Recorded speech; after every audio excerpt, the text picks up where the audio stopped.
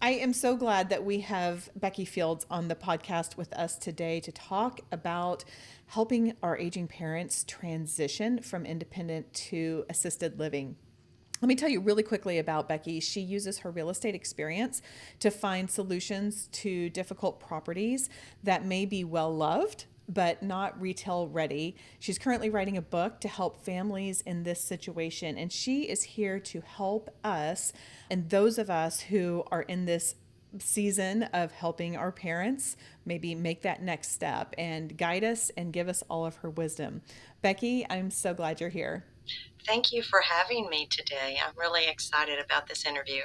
Yes, I'm glad you're here. And it's interesting because, as Becky, I typically have health focused conversations on this Graced Health podcast. I like to say that the show is for women who want to thrive in their physical, mental, and spiritual health. As a personal trainer, I really like digging into the physical aspect of it.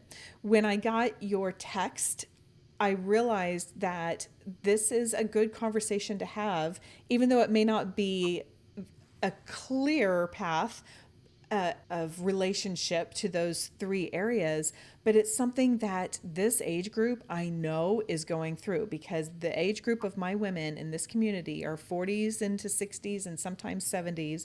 And so they're walking through it. I have friends who are in their 50s and they're starting to figure things out with their parents. And then I have friends who are maybe a decade beyond and they're helping their parents transition. So I know that this topic is applicable to my community.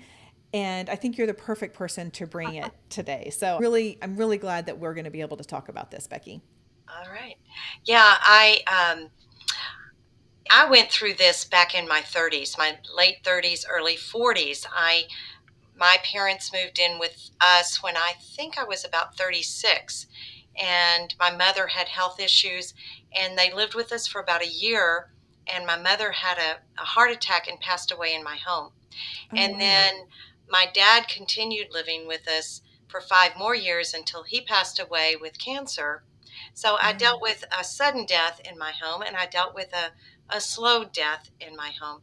Then several years later, my mother-in-law is in 1999. My mother-in-law came to live with us and came to visit us for Christmas, got very ill. She had an autoimmune disease that was becoming very active in her body, and she ended up losing both of her legs and Wow. could not live by herself anymore. And so I had to go back to Austin. She never made it back to her home in Austin. I had to go back there, shut down her house, get rid of everything, move stuff, put the house on the market. And I took care of her for about 2 years until she passed away. So I had already dealt with this before this time, and now I'm 68 and I'm starting to see some changes in my body. And I'm finding that I'm dealing more and more with people that are dealing with their parents that are aging. And I don't know exact statistics, but I would be willing to bet that 90% of the people that are caring for their aging parents are women.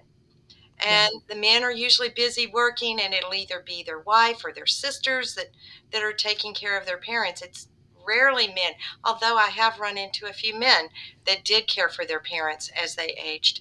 But you're faced with all sorts of decisions to make, and how do you transition them? And the big thing is, it's so much easier if you start early before they get to the point where they have to have the transition, where they have a stroke, and suddenly you've got to make decisions very quickly because you need to get them into assisted living or move Hmm. them somewhere because they can't live by themselves anymore. And you've got this big house and Yep. it's full of stuff. And I found a lot of parents are hoarders, and it may be organized hoarders, and they may have so many collections and so many china sets, and your kids don't want your china anymore. No, they don't want your little trinkets that you've got scattered. Everybody's minimalist now. All the Right. younger people are minimalist, and they don't want all that. So that's what bore the book that I'm writing, that I saw the need, and everyone I talked to said, yeah, I wish I'd had one of those books to read. So that's why. Absolutely. Yeah. And it's interesting because It sounds like you went into that transition more in an acute way where your parents moved in, you had a very sudden death with your mom, your dad's was slower.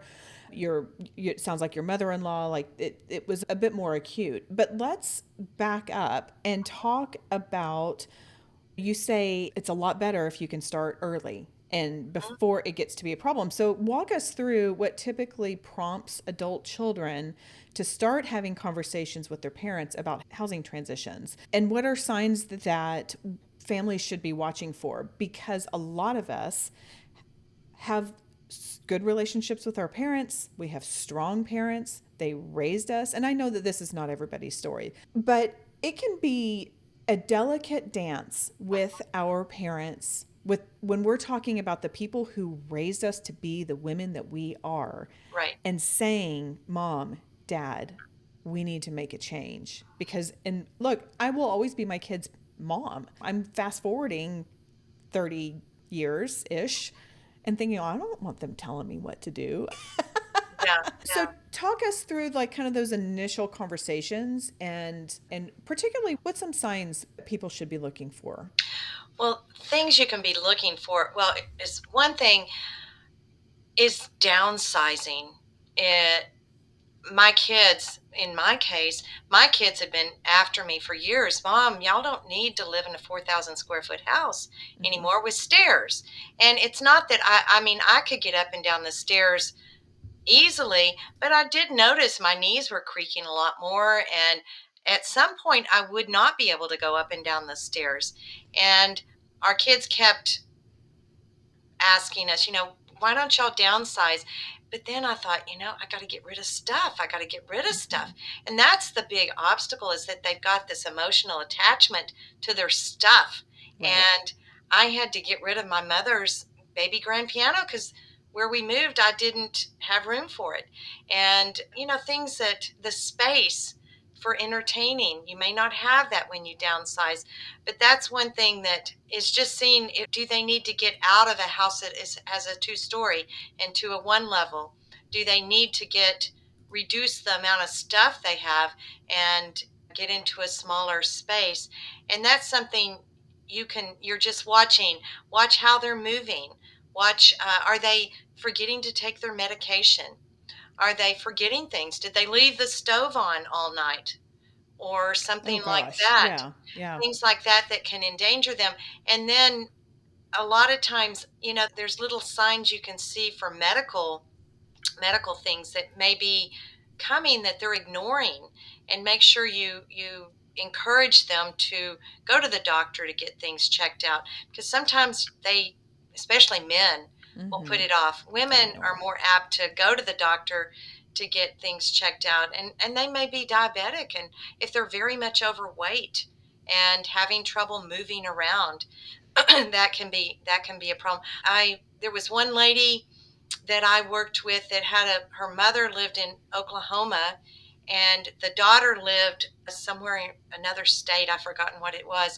And she called me and she said she had not been in her mother's house for years. The mother, she and her mother were estranged, and I guess they would talk on the phone periodically, but she had not been. When I got someone to go into that house, it was a two-story house. The bathroom was upstairs. The mother had a lazy boy that she did everything. She slept on that lazy boy. You could not get up the stairs. There was rat droppings. There was Oh. cat. She had cats all in the house. There was a small path to a downstairs bathroom that only had a toilet. She didn't even have a shower. Had no clue that her mother was like this. So being on top of being visiting them, and I know a lot of adult children live out of town or another state, and they don't get in to see their parents and check on them. If you have a trusted neighbor or someone from their church or something that can check in on them every week and give you a report. But she was having to transition her mother very quickly into assisted living because she could no longer live by herself. She wasn't taking her medicine like she should, Yeah. and things like that. And that is a very difficult situation and a difficult conversation to have with a parent, because it does feel like you're coming in and taking charge. Sometimes you have to. But Mm-hmm. and how we ended up moving is my one of my oldest son moved to a bigger house in this neighborhood, and we bought his house, which is a one story. It was a perfect transition. We could fix it up a little bit before we moved in. We live about a half a mile from him. His kids, my grandkids, can come over and visit. I've got another daughter in the neighborhood. I'm closer to some of my other kids that live in town. And it was a good transition for us. And it was good for us to get rid of and release that emotional attachment to those things, and things that are valuable to you are not valuable to other people. But Yeah. just looking for physical signs, looking for, you know, yeah, things like that. That's good to know. And it is hard because we are more disjointed than previous generations. And so it can be hard to get in and get eyes on our parents. And I feel very lucky that not only do my husband and I have good relationships with our parents, but like that, what you're talking about is not a problem. But I do have friends who have talked to their parents. And so I do know that's an obstacle for people to come over. When we have this conversation about talking with our parents about, okay, mom, okay, dad, maybe it's time to downsize, maybe it's time to transition to either a smaller house or to assisted living or something like that. What kind of mistakes do you see adult children making when they first start bringing this up with their parents? And then I guess the other side of that would be, how do you avoid that? Nobody wants to make their parents mad. Right. It can be a difficult conversation. You can lead with questions. Asking them questions, leading questions, are you taking your medicine? Or how's it going with the doctor? And what difficulties are you seeing, Mom? What are you having difficulty doing? And things like that. I listened to this man called Jefferson Fisher. Have you ever heard of him? No. Okay, he has a podcast, and I've heard him speak, and he has a book called How to Conversations or something like that. He talks about how to have those difficult questions, how to avoid the conflicts, how to diffuse things when they come up. One thing he said was take them for a walk. He said it's a lot easier to have a conversation when you're walking with them side by side than confronting them face to face. And if they start getting upset, reach out and touch their hand and say, "Mom, it's okay." And not, trying to touch them in some way. There's little tricks you can do to diffuse the anger that might build up, or the denial. A lot of them are in denial, and just reminding them by asking them questions. And how would you feel more safe? Would you be more comfortable in a smaller place where you don't have to, it's a lot of work maintaining this big house, and the stairs are hard for you to climb up now. You can't even get upstairs anymore. How long has it been since you've even been upstairs? And things like that. And for my peace of mind, it would make me feel so much better if I know that you're in a safe place. It may be taking steps like getting them a monitor that they wear, so if they fall or something, they can click on it and get emergency care. They want to be as independent for as long as possible. I like the questions. Yes, I think that's great. And I was laughing when you were talking about going on a walk. I mean, this is something I have talked about several times. And I think I even wrote about it in one of my books about the power of going on a walk to work through difficult conversations. Right. These are things that we can do with our spouses, with our children, with our friends. So it's like, of course, this makes sense that we can also do this with our aging parents. Is go on. Like my community knows, I call them walk and talks. Like we can go on a walk and Right. talk and talk about these hard things with our parents. So I love that. I love that you brought that up. This whole process can bring up a lot of emotions. This because we are dealing with the people who raised us, the people who we love, who have trinkets that are emotionally meaningful to them. There's so many different levels of emotions. How how can you guide us, Becky, in navigating a lot of those emotions, the grief, the guilt, maybe resistance that can come up with taking these steps? I can speak from my own experience. Sure, I know. As I I'm say that, I'm just like, this going sounds like through I'm it. as talking to a therapist. Yeah, But look, let's right. be like the joke among personal trainers is we're part personal trainer, part therapist, which Uh-huh. I'm not qualified as a therapist. But when Right. you get into people's lives are complex, and it's just not just a matter of I got to sell the house. Right. So Right. I know you've walked through this in one way or Yes. another. Yes, and I've walked through it personally because a year ago my kids were saying, "Mom, it's time for y'all to downsize. It's time for you to move." And I'm going, "No, this isn't the right time. I love my house. I love where I live. I'm not ready to move." Sometimes it takes them a while to process. It took Mhm. me a while to process. And when they first brought it up, I said, "Oh, no way. I don't want to do that." But the more we talked about, we talked about it a little bit here, a little bit there. What would it, you said you wanted to be closer to your grandkids. Yes, I did say I wanted to be close. This seems like you said you wanted to be in a one Mhm. story house. Yeah, I do want to. Maybe we could make this work. And then I thought, well, but I want to totally remodel that house before we move in. And then we started to look at the money, and I'm going, we can't afford to totally remodel that house before we sell our house. So we went ahead and did the bare minimum just to get in, and then we figured out. I'm a nuts and bolts, very logical person. I have to have a plan. I came up with my plan. We'll move into this other house and move our stuff and we had a big garage sale at our old house indoors with air conditioning. Everything we couldn't move we put downstairs, and we put up signs and had a huge estate sale, which draws a bigger crowd than a garage sale. Right. And we sold off so much stuff. I just released it. I had to come to a point where I could release it. And that's where the parents have to come to a point. You can't force them to do it. They're going to be very unhappy. They'll be fighting you. They Mhm. have to come to that decision themselves that yes, it is time to move, and give them something to look forward to. You're going to be so close to your grandkids. You're going to be in this home where a smaller apartment. And my friend's mother, when once they got into that apartment, it's a two-bedroom apartment. She says, "I can clean this whole apartment in 10 minutes. It doesn't take any time."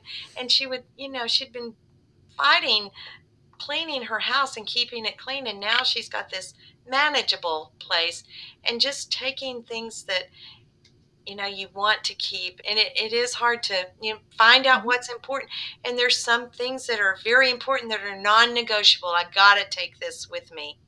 Right. And or sometimes you think you've got to take it with you, and then as it comes to be time to move you realize, I don't have room for this. I guess I'm going to have to get rid of it. But it has to be their solution, not yours. If you force it on them, you are going to have Yeah, pushback. of course, that makes sense. Also, that was the case when they were parenting us as teenagers. So, Exactly. You're reversing roles. You become the parent, exactly. they become the one you're guiding. Yes, Yes. exactly. Yeah, and I have to imagine again, I'm lucky in that I have not had to deal with this, but I know a lot of people have. And I can only imagine how overwhelming this must feel for the adult children who are helping their parents do that. Not only in like, I gotta sell this house and I have to help my parents declutter and get rid of all the things and have the estate sales, not the garage sales. And like that is a lot. And then throw on that PS, we're also oftentimes parents Mm-hmm. with with children, our spouses, and we've got our careers. That's just a lot to do. So I'm wondering if you can provide some guidance on how to help that sandwich is a real thing, that sandwich generation. Also, great book, by the way. Uh, if you've read it, it's called Sandwich by Catherine Newman. Okay. But yeah, just help us, guide us some in that feeling of overwhelm and maybe where to start first, resources you might recommend. I know you help. This is part of what you, and so Yes. talk some about what you do, Becky, Yeah. as a resource as well. Yeah. What I personally do is I buy those houses that can't be put on MLS. The parents may have lived in the house 30, 40 years. It's never been updated. It may have green carpet or gold countertops, it's the Formica countertops. It hasn't been updated and they don't have a clue what to do. And and if the kids are living out of town, they don't have the time to remodel it and get it ready for market. So what I'll do is I come in and I will buy the houses. I work with investors and they buy the houses, and I help them find houses that need to be flipped, that need and you can leave the house the way it is. You can leave everything in it. We rent a dumpster. We dump everything out. If we I'm collecting resources.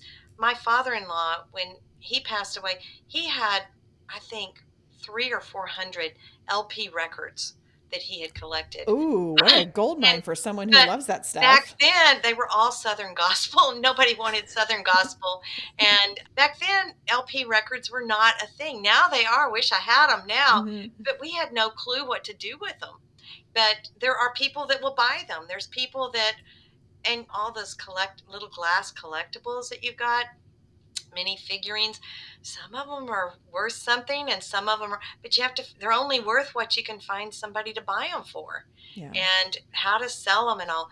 But you can take what you want. I recommend people that I'm buying houses from, take out everything you want and then walk away. We'll buy it, we'll close on it, and we get the dumpster, we get rid of everything. If there's something salvageable, we'll find someone to haul it off and resell it or donate it somewhere. You can donate a lot of stuff to Hmm. Goodwill or Salvation Army or the whatever you want to donate to. There's cars. Some people have cars that don't run. I know a lady that her mother died and there's two cars sitting out on the driveway and don't run. There's cars for kids. They'll come and take it. Her big obstacle, she can't find the title. I think they'll even take it without the title. But Oh. anyway, but that, there's ways to get rid of the stuff that they leave. But I will take the house. I mean, sometimes the roof needs repaired, sometimes it needs, so much to it, and it can be overwhelming.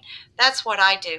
But what I'm doing right now is I'm also compiling a workbook that gives the adult children a guide, and the parents a guide for what things are important, what paperwork.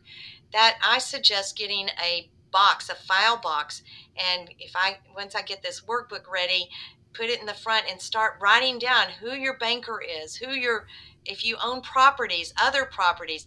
That's something, if something happened and the parent had a stroke and they need to take over their finances, they need to know the passwords to their computer. How do I get to your bank? Who's your banker? Who do I talk to? And power, I need a power of attorney and all this stuff. I'm compiling a workbook that will give people nuts and bolts of how to prepare for your parents in the future. They may Hmm. be good right now, but while they're good, that's what I'm saying. It's so much easier to start early. Move them, downsize them while they're still healthy and they can enjoy a new place. We're not talking about nursing homes or assisted living or uh, that's later on. And in my book that I'm writing, I'm giving you options. What options do you have if they can't live by themselves anymore? You can move them in with you. A lot of people do that. And Hmm. sometimes the parents can't afford assisted living. Sometimes they have to sell their house quickly to get money because they don't owe on the house. They need the equity. And that's where an investor might be a good option. We can get you money quickly so you can get them into a nursing home or assisted living right away. Some of those transitional facilities require a pretty hefty down payment, and there's all they get real tricky with all of this stuff. But yeah, some of them, like, they want a pretty good chunk of money in order for you to even live there. And there's the government ones. You don't really want them in the Yeah. government. My parents had no savings. My dad was a blue collar worker. He had a very small 401k. I mean, he thought he was great. He had several $100,000. I'm going, that's not going to cut it. My mother's health was not good, but she Hmm. improved when they moved in with us. I was able to prepare good meals for her Hmm. and take care of them, and they ate with the family. I think personally, I do not regret 1 minute bringing my parents in my home and my mother-in-law in my home, because I saw my kids were, when my parents moved in with us, we had 4 kids at the time, only 4. And Because you have I have seven. 7. Okay. Yeah. That's a lot of But kids. the four, and then when after my mother died, um, my dad continued, and my two younger boys were born while my dad lived with. And I just thought, my dad just had such a good relationship with the kids, and my son was his little gardener with him, and Mhm. I can just gush over the honor it is to care for your parents as they're aging.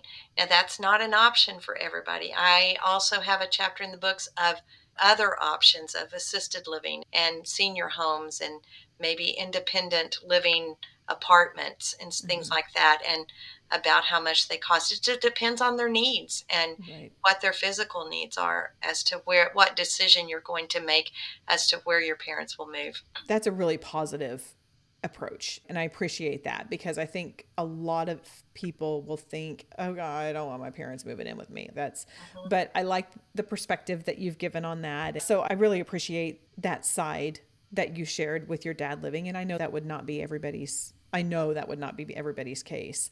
There are a lot of fractured and broken Mhm. situations out there. So, before we wrap up, Becky, what would you want my community to know about this season of life?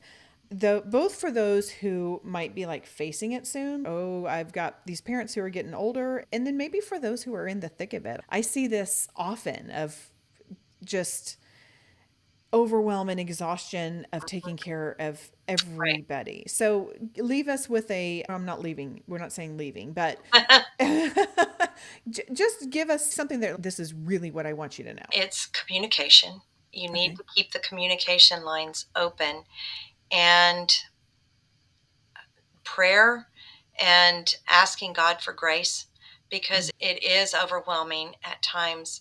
And sometimes I felt like giving up, and that I was there. I was there. And it's not a matter of if, it's when. You know, Yeah. you everyone will deal with their parents aging unless you lost your parents when you were young. And I'm thankful I dealt with it when I was younger and had more energy than a lot of people. A lot of my friends are dealing with it now at in their 60s, and their parents, they're blessed to have parents that are in their 80s and 90s. My parents didn't live that long, and now I'm at the age where my parents died. My mother died at 69, and I'm 68, and that's kind of a scary thing when you reach Mm-hmm. the point where you're It is. the age when your parents died. But I'm in much better health than she is because I've taken care of myself and she didn't. But Right.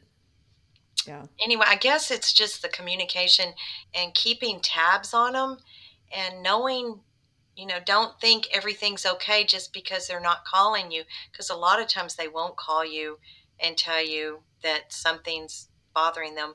They're, you need to ask, asking questions, learn how to communicate, and come up with a plan before you have to. Work with Right. them and say, Mom, Dad, I want to be prepared if something were to happen to you. If you were to die in a car accident or something like that, let's work. I've got this workbook. These are all the important things that we need to do. Can we start working on getting a box with all the important paperwork in it so I know what to do if something were to happen?